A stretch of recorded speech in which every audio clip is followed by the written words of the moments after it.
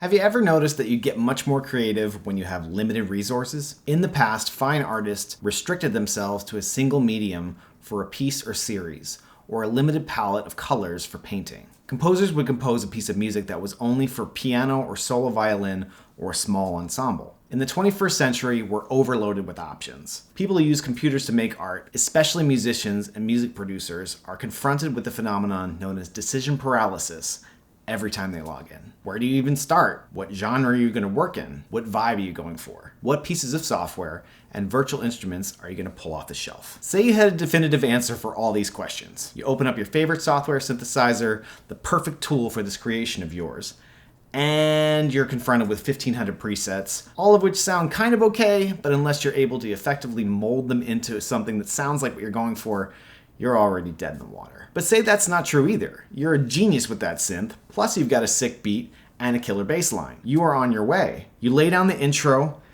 and you're stuck. You don't know where to go from here. You desperately start grabbing other instruments to make it more interesting. Maybe a piano or a guitar would work here. No, okay, I'll go back to my synth and go through my 1,500 presets and find a lead part. No. The flow stops. You get disillusioned, you pick up your phone, start scrolling Instagram. All of a sudden, you decide a 6-cup of coffee is a great idea. You shut your laptop, you get up, and you never come back to that project again. Has this ever happened to you?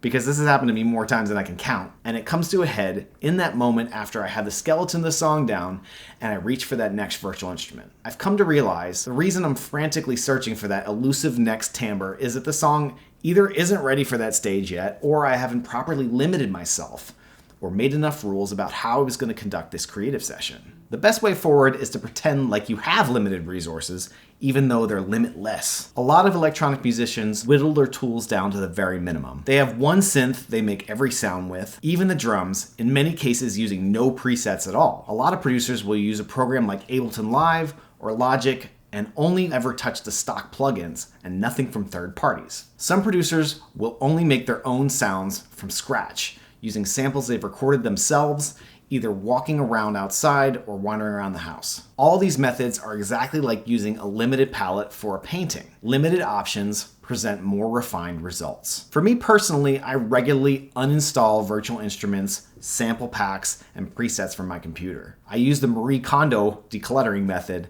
and the ever helpful "does this spark joy?" question. I make a list and I ask myself for each virtual instrument or effects plugin yes or no, all the while keeping in mind the project I'm working on. I can always reinstall stuff later.